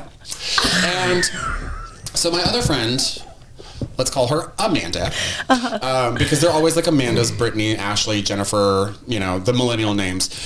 She calls me and she's like, so why are you mad at her? And I was like, I don't know, just like really. And I just started saying all the reasons why I was upset with this girl, because also growing up as like a gay boy millennial in the early 2000s, there were 4 accessories you needed to be an it girl. Okay. And one was a gay man. I'm getting there. saying. You needed the Louis Vuitton handbag in either the beige and brown or with the white and the multicolored. You needed the Razor flip phone, or if you were really from money, the bedazzled BlackBerry Yes. in pink. You needed the Juicy Couture tracksuit. Oh my Oh God. my God. Juicy Couture. Uh-huh. And Juicy you needed Couture. the gay bestie. Because I think I was something that I read the other day where like girls love to invite like the gayest boy that they can over to their sleepovers because it fulfills their ancestral need to be watched over by a eunuch. Oh my God. It was so funny. Anyways, my God. so of course I was like the gay bestie to like every girl, right? Right. Because I was already out and I was like in high school already being fabulous and dressy, and I was so plus size, so that that's a whole different thing. Like the coming up of age as a millennial, whenever like we were still like gay is kind of okay, but like you can't be like fat or like too dark skinned or like really any of these other things. This is basically the circuit queen is what you have, you know. Well, don't be too feminine either. That either. No. You can be femme, but not like too femme. You can be like Jack from Will and Grace, but not like.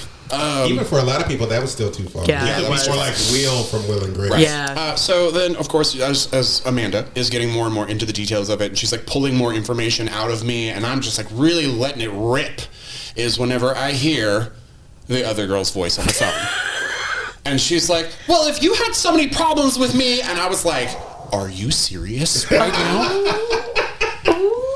And then she hangs up. Amanda goes quiet. And I was like, did you just three-way call me and put her on mute? And she's like, she made me do it. And I was like, no. Oh, no. And the next day in school, like, that went on for ages, you know. And then, of course, because you have it done to you, you now know the art of this. Yes. You no longer share any kind of information over the phone. I will say three-way calling definitely prepped us for the internet. Oh, yeah.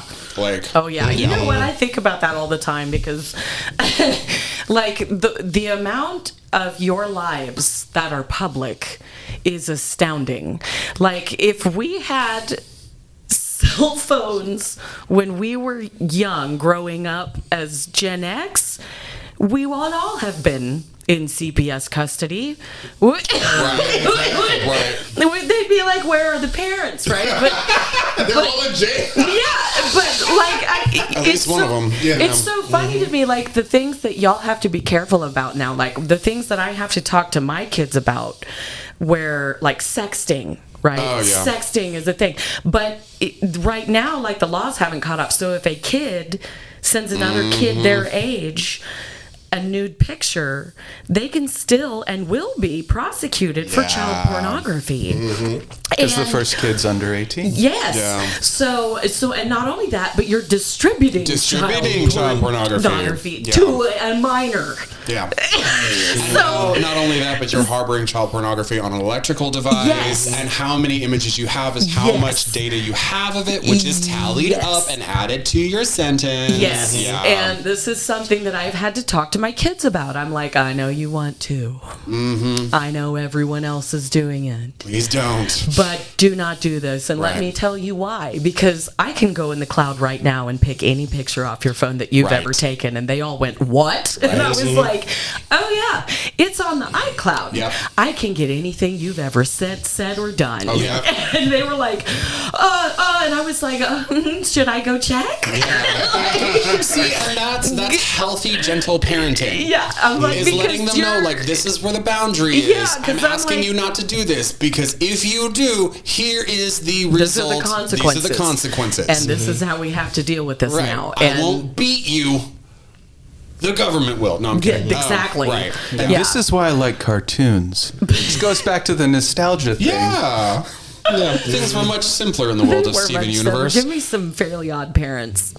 Well, and like let's also really like much like the previous generations before us saw themselves in characters of, like, for example, female starlets who were overcoming so much, who were like fighting against the patriarchal machine of Hollywood and being these glamorous, beautiful women of Hollywood and these big, giant movie stars, and actually being able to vocalize their feelings and things like that. Whenever a lot of the queer and trans community of the past saw themselves depicted in people like Betty Davis or Joan Crawford or Eartha Kitt or any of these fabulous starlets from the past. I would say Kathleen Hepburn. Catherine Hepburn is an excellent one as well. When I was a kid, I watched Katharine Hepburn's a hero for me just because she never wore a dress. She wore pants and everything way before it was cool. One of the first moments that most of us as millennials started to see the vocabulary, and not only that, but the character representation of most of us as queer and trans people with our body types, our hair colors, our pronouns being used, all of these wonderful things was actually in cartoons.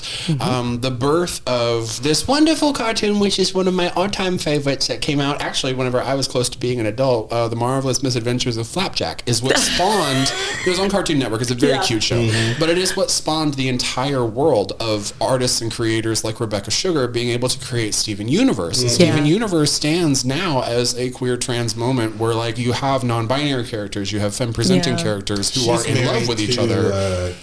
Gennady Tarkovsky, Samurai Jack, Dexter's Lab, Jack, all that stuff. which was Love another Powerpuff like Girls. pinnacle moment throughout Cartoon Network history and a lot of our cartoons as well. But this is kind of where, like, much like with every moment in generational history, we see ourselves mirrored in pop culture. This is where a lot of millennials saw themselves and our stories, or what we wanted our stories to be, being Right. mirrored. What I also tend to hear a lot, and this is from the leather community, and this has been on my mind a lot lately. There is an archetype of the leather man that is cis, muscular, usually white or tan. And if I talked about this on the last podcast as well, I think where, like, if they are black, they're usually in a dominant role, especially the darker the skin. And a lot of the people who are running for titles right now, especially the male titles, are Gen X or boomers. And one of the things I hear out of their mouth, every single one of them, regardless of what title they're running for, and regardless of whether or not they actually won the title, is this phrase, quote, "The community is so divided." Now, this has been on my mind a lot lately, because what I am seeing is not a community that is divided. What I am seeing is a generational divide. There is a way that boomers were raised. There is a way that Gen X was raised, in that we respect our elders, and they had to, or else they were beaten. Yes. And millennials came of age, and Gen Z now is coming of age. And millennials were given enough of the traditions, as our elders had, and we had this wonderful thing where we were like, okay, let's see which one of these still apply to the current situations, and let's see which ones can be tossed aside. Boomers knew nothing but tradition. Gen X knew nothing but sneering at tradition. Millennials knew tradition, but knew well enough to question it at least and see if it still had some validity. Whereas Gen Z doesn't give a flying fuck. No, not a little bit. They do not want to hear that you're misgendering people, and then whenever they correct you on that, they don't want to hear your fucking diatribe on how the community is so divided because the youth won't listen to you. I don't think it's divided because the community won't, the youth don't listen. I don't think that's it. That's what I tend to hear a lot of. And what I tend to hear a lot of from these older individuals is that they have a lot of knowledge and they want to pass it down as it was passed down to them as well. Right. And what I remind them of is that if you want to start having spaces be more welcoming to trans individuals, you need to take the cotton out of your ears and put it in your mouth when asking trans individuals, how can we make you more welcome? You need to start listening to these younger generations, because these are the ones that you're bringing in. Now that's where this divide is happening. It's not community, it's generational. And you know, I'm glad that you brought that up, because that was a big reason why I wanted to do this series. Because after this episode, we have the Gen Z population coming on, and then after that, we're going to have a roundtable discussion. I'll be back. That's the one that I'm most looking forward to. So all of this is gearing up just to have that moment so that we can all sit down and say, hey, because I think the problem is that they aren't talking to each other, they're talking at each other. And I'm just sitting here watching it happen going, you know, everybody's got good points. If y'all would just shut the fuck up for a second. And listen to each other. And it's not just listening. A lot of people, when they listen, are just waiting for their own turn to speak. Yes. You have to actually listen to what someone is saying. Listen to accept new information, not listen to respond. And, you know, God forbid that new information. So one of my biggest pet peeves that happens in cultural society came from a term coined from a book called Affluent Society. And this book is basically it's about economics. It's about the history of economics in America, how it started, how we got here, goes through Marxism, all of it, right? Love that. But it coins a term called conventional wisdom. And conventional wisdom is basically, this is what we know up until this point, right? But then we have new information come in, and we won't accept that new information because it goes against our conventional wisdom. Right. So conventional wisdom, while yes, it has gotten us to this point, will not further us as a society, and you need to be able to let it go.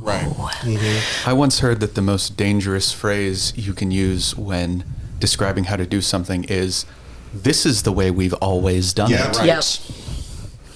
Why do we do this? Because it's tradition. Why is it tradition? Because it's how we've always done it. My dad had a big problem with that. He is a mechanical engineer, and he worked in the oil field, and he gave a lot of his business people issues in meetings because he would question, like, why do we do it this way? I understand that this is how we've been doing it, but until you can tell me why we do it this way, I'm going to question. Right. If there's a better way. And that's called innovation. Yes. I had an individual who was running for a title who shall remain nameless, who was discussing things with me. And one of the things that he was talking about was, because some of his subs were much younger, they were on the tail end of the millennial start of Gen Z. And he was talking about trying to impart upon them some more of the, like, quote unquote, old guard ways, as we talk about in the leather community. And I was talking to him about this and a few of the other, like, old guard members, where I was like, we have the old guard, which are the boomers and the tail beginning of Gen X, and then you have, I'd say about the saturation of Gen X in that as well, and then you have the quote-unquote new guard, which I would consider to be a lot of the more younger millennials and the zillennials, who have really picked up on the kink stuff as well. Yep. I was like, and then I consider myself a middle guard, because I'm the one who goes, all right, young new guard, they do have some excellent points and a lot of wisdom and a lot of really good technical skills, so I do recommend that you take some time to listen to them. Old guard, please stop misgendering them. Please. But one of the things that he said was, please listen to their ideas. Right. Please listen to what they have to say about certain things. He was talking about, like, wanting to open up and kind of create dialogue between the two generations, and then he talked at me for a while, and I finally one of the things that he said, oh god, and I love this individual to death, I want you to know that, but one of the things he said was that he really felt like the Malcolm X of leather. Oh God. He was not black. And I stopped him. And I said, okay, so I'm going to stop you there and say that I don't think that you should compare yourself to a major civil rights leader, black civil rights leader, who was assassinated, ever. And then he kept talking over me and defending his stance on that and being like, well, what I mean by that is, I was like, no. There's no further discussion on this. And whatever, he kept talking over me the entire time. And what I was trying to really convey to him was, what you just said to me was you wanted to start really opening up dialogue with younger generations of leather people, and then in a moment where you had a chance to do that, you completely didn't do that. Right, you shut it down. What they want is to just pass it along and not take anything back. Right. They just want to pass it down and never grow or change anymore. He did, however, say one of the best things I've ever heard with regards to my generation as a millennial. Because I was talking about, like, boomer XYZ, Gen Zs did this and this, Gen X did this and this, and we were talking about, like, faults and praises and things like that. And he was like, right, and millennials have so much to say about all of that, but what exactly did millennials do? And I said, yeah, you make a great point. And I was like, well, we got Obama elected, with the voter turnout of the millennials, we elected the first black president. And then I was like, okay, so, like, with eco-sciences programs, we managed to fix the hole in the ozone layer, which got no press, by the way. You remember that? There was I do remember that. We managed to eco-sciences programs. It was a little blurb in a story I read Page on the internet. 6. We also managed to save the whales. Scary. So, like, whenever they told us as children, save the whales, we did. The humpback whale population is at its highest that it's been in over 180 years. All these populations of blue whales, of orcas, everything like that. Rainforests are being protected, even if it's not super great. There are plenty of innovations that are going into effect right now globally to try and fight back against global warming. So whenever it comes to what millennials have contributed to society, sciences, technology, art, music, anything like that, it's downplayed entirely in favor of things like our nostalgia, our obsession with toys. What have we actually done as a generation? But, which industry did we kill today? Right. But I also feel that the same thing is done by pointing the finger at boomers. Whenever we say, well, you guys did all this stuff. Yeah, okay, great. But constant bickering between generations is going to solve nothing. If anything, it perpetuates this mindset of don't actually pay attention to the people whose real fault this is, which is about 4 big corporations and about 8 billionaires. Right. So my biggest thing is anytime we come across, like, there's an issue, and this is one of the problems that I have with our current political structure, because it's all about, no, you did it, no, you did it, no, you did it. I don't care whose fault it is anymore. It's going back so far. Those people aren't even here anymore. Can we just get to fix the fucking problem? That's such a parent response, and I love that. Can y'all just shut up, quit pointing your fingers, and give me solutions? Right.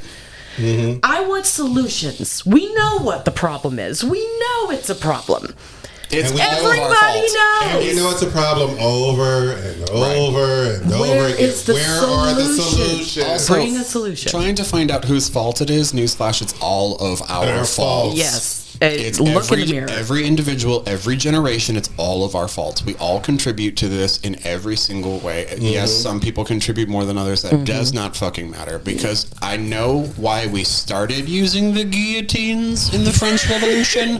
I do not know why we stopped until I started reading more about that, and I realized that we got a little slap happy, and I mean snack happy, you Yeah. know, and really it was anybody who did not agree with like what being French was, just you know. It's a slippery slope. Yeah, so- Well, I mean, Anytime Star you Wars start- had just come out, so we had Yeah. better forms of entertainment. The last execution by guillotine. Okay, guys, The year for Star real? Wars. Okay, Yeah, I listen. think- Oh my God, pretty Amara, sure that's fantastic. 77, 78 was, I think, the last time the guillotine was used. I love Star Wars so much. My kids and I got us all NeoPixel lightsabers. And I've actually done photo shoots with them because they're so bright that you can change the colors and shit, but they're so fun to. So the coolest thing about them though is that you can add your own sound to the sound card. Oh, no. So you can, like, what I really want, I want this so bad, is Seth Rogen's laugh. Okay. Okay. Oh my god.